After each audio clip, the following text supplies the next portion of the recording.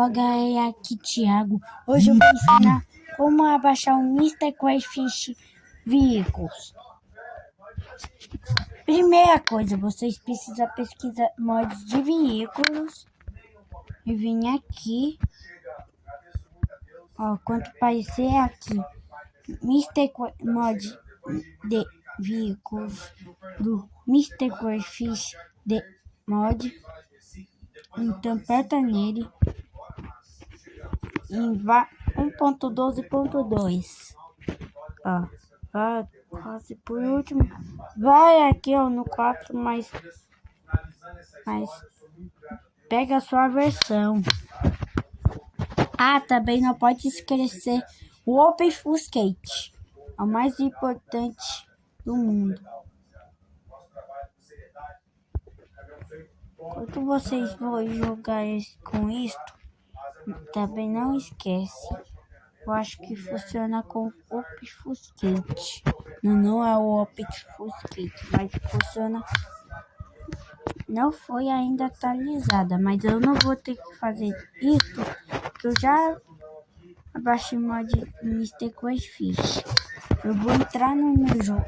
Também precisa baixar a versão Forge, pessoal. Senão não vai funcionar. Não vai funcionar no Fabric, não vai funcionar quase nada. Mas eu tava aqui testando. É verdade.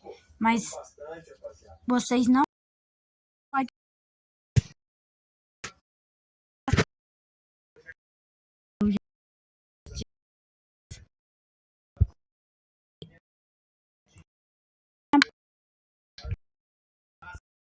baixar.